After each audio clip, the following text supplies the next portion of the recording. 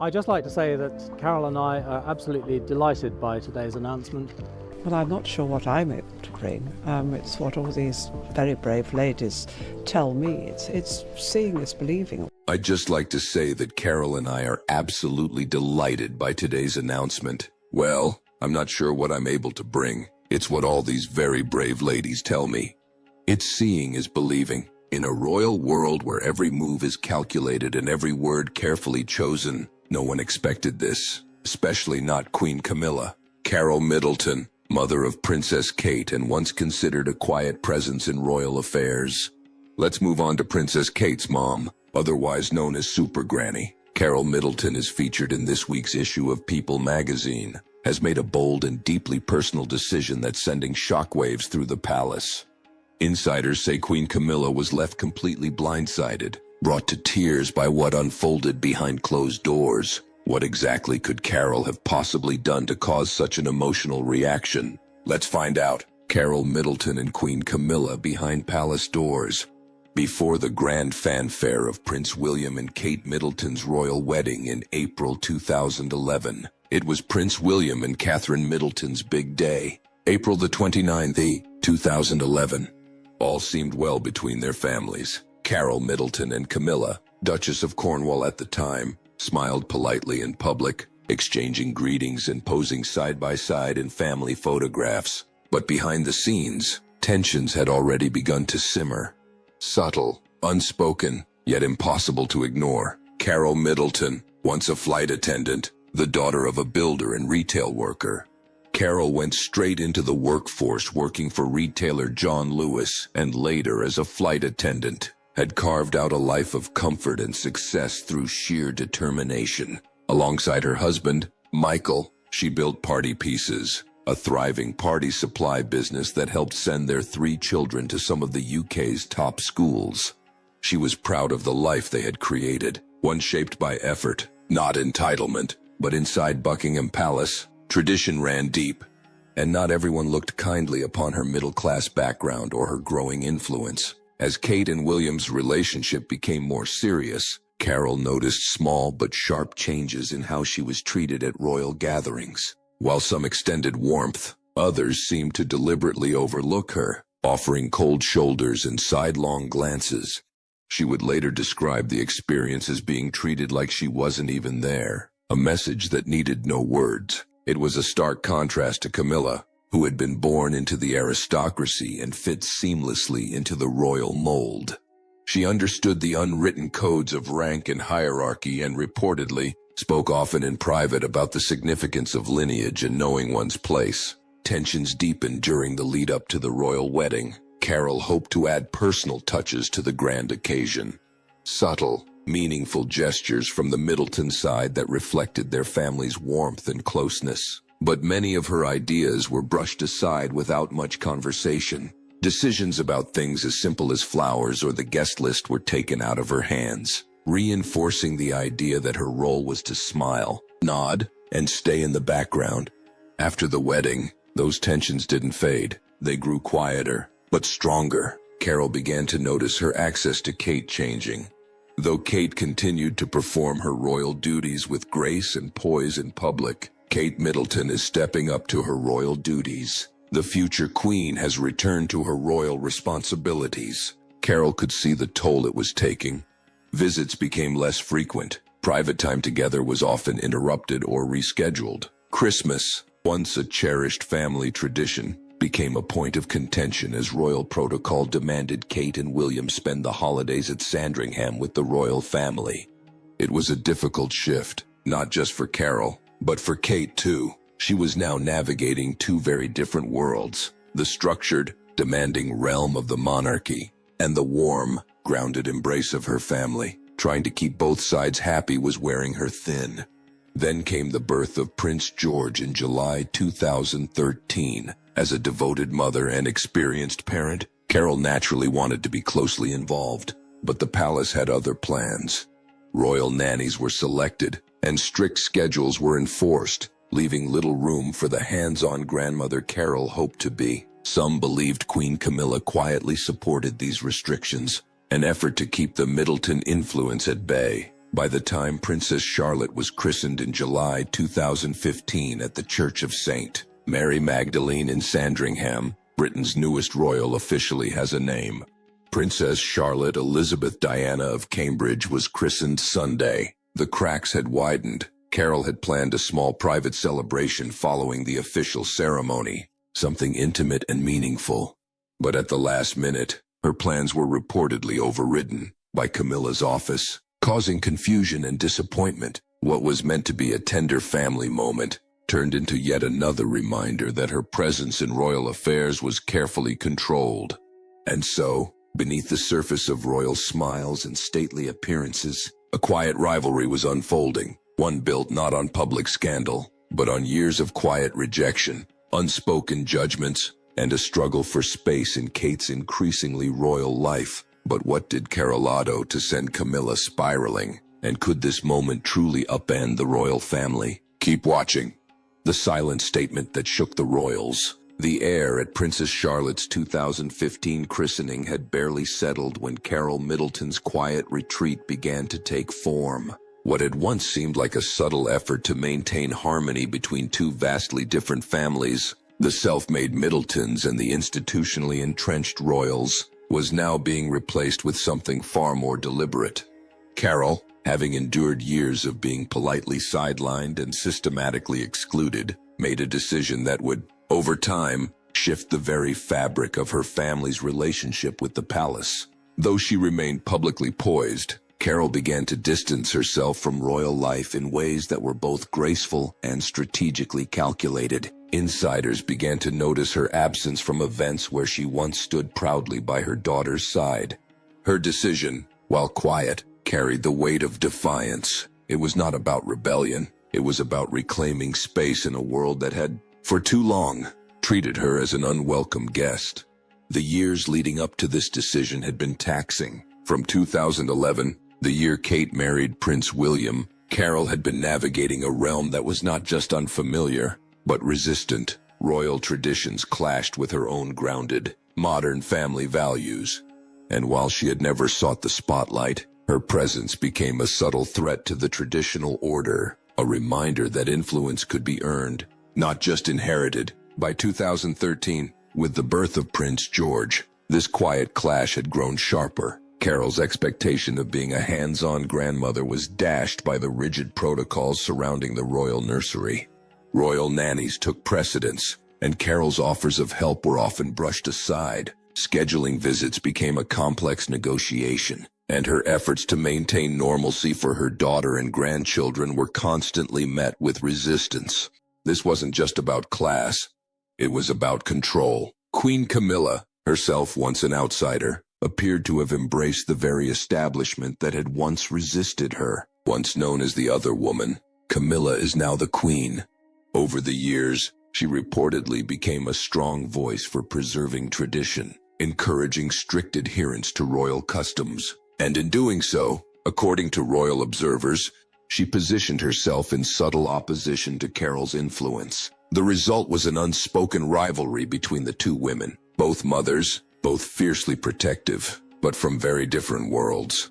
The tension reached new heights around Prince Charles's 70th birthday in November 2018. Prince Charles is ringing in his 70th birthday today. Held at Buckingham Palace, the event brought together the sprawling royal family and their extended networks. The Middletons, as always, kept a dignified presence, but the tone of the evening reportedly shifted when Carole overheard a conversation between Camilla and a group of her longtime aristocratic friends. As they chatted about the changing face of Britain's elite, Camilla is said to have made a pointed remark about new money and the importance of heritage over financial success. While no names were mentioned, the implication was clear to those who understood the family dynamics at play. To Carole, it felt like a final, sharp reminder that no matter how hard she had worked, how carefully she had raised her daughter, or how gracefully she had navigated royal expectations, she would always be considered other. For Carole, that moment wasn't just humiliating, it was clarifying. What followed was not an outburst or public spectacle, but a quiet shift. She pulled back from royal appearances and ceased trying to insert herself into traditions where her presence was no longer welcomed. She stopped pushing for invitations, stopped offering suggestions that would inevitably be ignored. Instead, she focused on her own world, her business, her community, and most importantly, her family, in the way she could still access it, behind closed doors. However, Carole was an idol. According to several well-placed sources, she began keeping detailed notes of every interaction that reinforced her marginalization. Every time a visit with her grandchildren was canceled, every time a family plan was altered without her input, every time she was quietly excluded from a milestone in her grandchildren's lives. More intriguingly, through her broad network of business and social contacts, built during decades of entrepreneurial success, Carole began to learn things, not gossip, but details, financial decisions, property management choices, odd patterns of spending, things that, while not necessarily scandalous on their own, painted a broader picture of how influence and access were exercised within the palace. Some of these discoveries were minor, lavish expenses justified under ceremonial needs, sudden shifts in charity distributions, or overlapping interests between personal luxury and royal obligations. But in the hands of someone as discreet and organized as Carole Middleton, these bits of information became powerful. By early 2024, the quiet friction that had long existed between the Queen and Carole Middleton was becoming visible to the public eye. In March of that year, at Prince Louis' school concert in London, royal watchers couldn't help but notice the atmosphere. Carole and Camilla, once photographed side by side, stood at opposite ends of the room. Not a glance, not a smile, not even the courteous exchange of greetings. Prince William, ever the peacekeeper, was seen circulating between the two women to ease the visible tension. But the distance between them was unmistakable. This event wasn't an isolated incident. It was the culmination of years of silent battles, unspoken judgments, and calculated distance. And yet, through it all, Carole had remained composed. She had never spoken publicly, never allowed herself to become a headline. She had taught her children the value of restraint and respect, and she had followed those lessons herself. Still, the emotional weight of her experiences was undeniable. Watching other royal grandparents, like Camilla's own grandchildren, be warmly included while she struggled to secure time with her daughter's children was a painful contrast.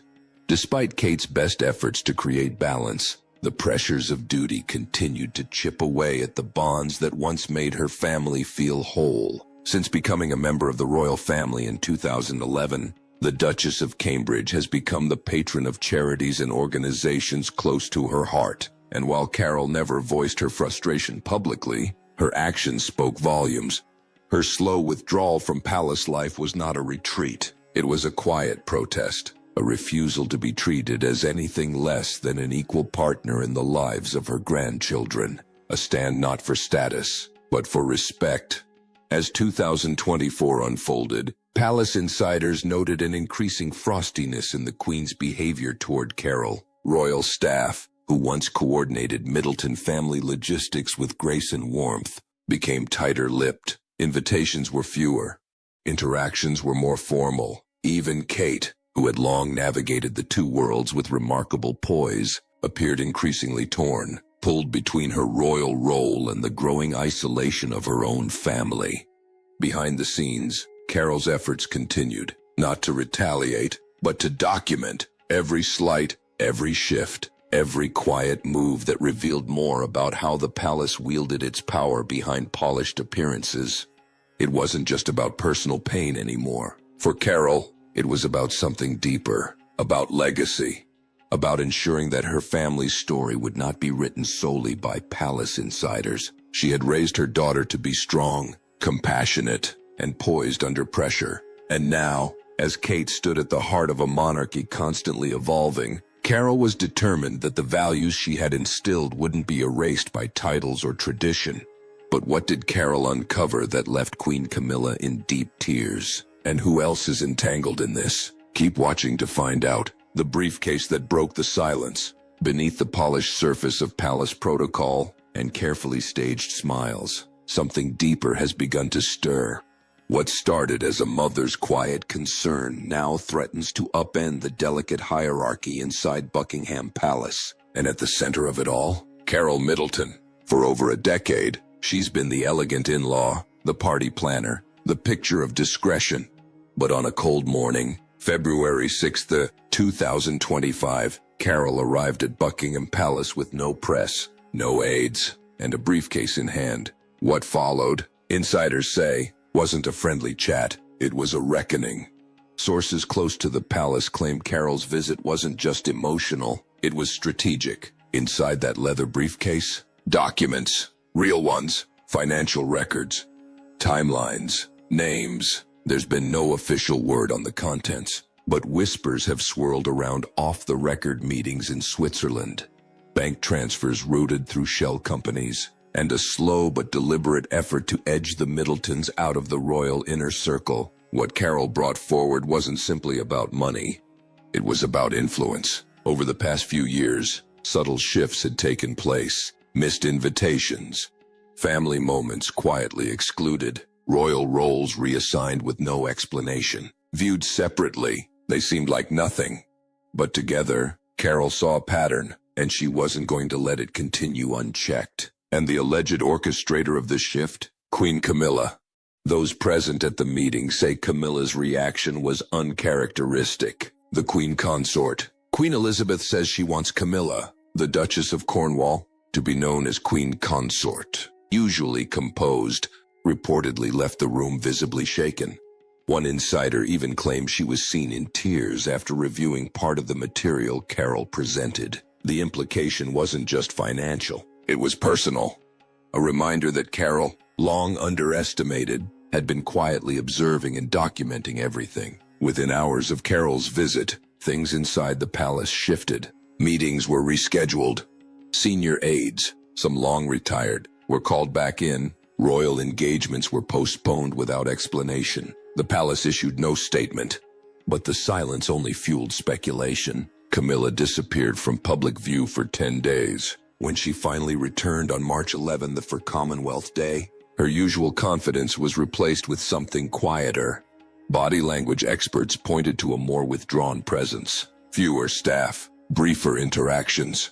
The Queen Consort had not been publicly shaken in this way before. Meanwhile, the staff inside the palace seemed divided. Those close to Catherine reportedly viewed Carole's actions with sympathy.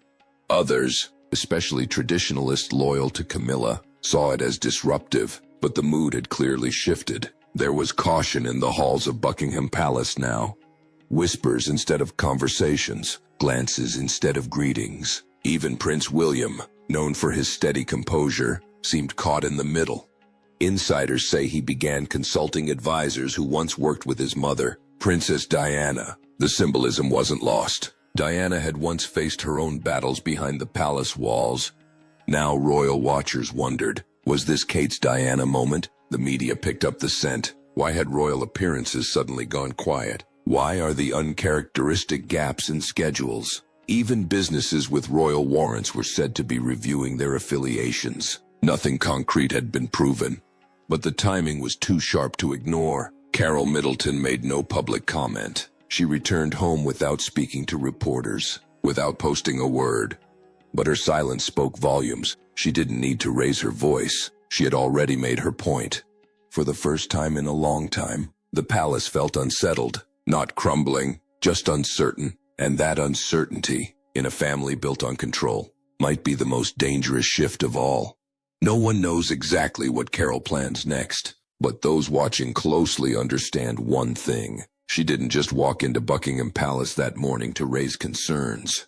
She walked in to remind the monarchy that she was not just the mother of the future queen. She was a force of her own, and if the tearful exit of Queen Camilla is anything to go by, the message was received. Something else was quietly taking shape behind the scenes. A reckoning was coming, and this time, it wouldn't be contained to hushed corridors or buried beneath royal smiles. Now, all eyes turned to what happened next. Behind closed doors, after Carole Middleton walked out, a crown without noise. If Carole Middleton's visit signaled the start of a reckoning within the palace walls, Her daughter Catherine is now the quiet force guiding where it all leads. What began as whispers of division following Carole's unannounced February 6th meeting at the Royal Palace is now more undeniable. A visible, strategic shift in presence and power. And at the heart of that shift stands Kate. From the beginning, Catherine Middleton was never expected to fit in effortlessly. When she married Prince William in 2011, her arrival into royal life was met with polite smiles and private condescension. The aristocracy, with its centuries-old hierarchies and inherited status, saw her background as a novelty, even a threat.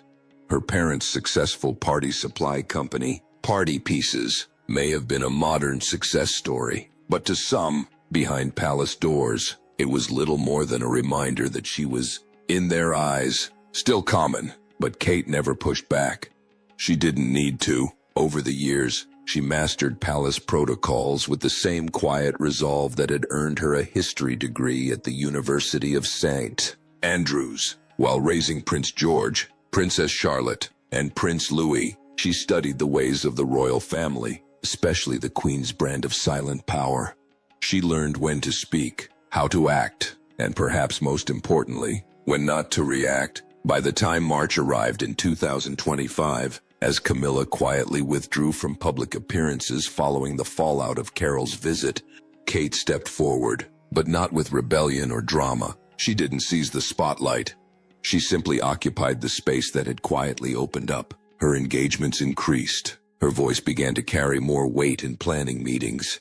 And most notably, her office was relocated, moved from a tucked-away corner of the palace to a suite just steps from King Charles's working rooms. In palace terms, this was more than symbolic. It was structural. Influence in the monarchy is often measured in feet, not words. Behind the scenes, William was said to rely more heavily on her insight. Palace aides observed a visible unity between the two, their public outings now more polished, more strategic, more equal. William deferred to Kate on several key decisions in the spring. She, in turn, offered a perspective that bridged tradition with the world outside the palace gates. Even Kate's wardrobe played a role in this transformation. She began recycling old outfits, mixing high-street brands with couture. It was subtle, but intentional. A royal message of relatability in a cost-of-living crisis. Social media accounts under her influence shifted too. Stiff announcements gave way to softer moments, candid photos of the children, behind-the-scenes glimpses, laughter between engagements. The royal image was being reshaped, not with rebellion, but with empathy. And now, in April 2025, the question isn't whether the Middletons belong, it's how far their influence will reach, because power in the palace doesn't vanish. It simply moves, and right now, it's moving in their direction. But what do you think? Has Kate Middleton quietly become the true power behind the palace walls while no one was watching? We'd like to hear your thoughts. Don't forget to like and subscribe.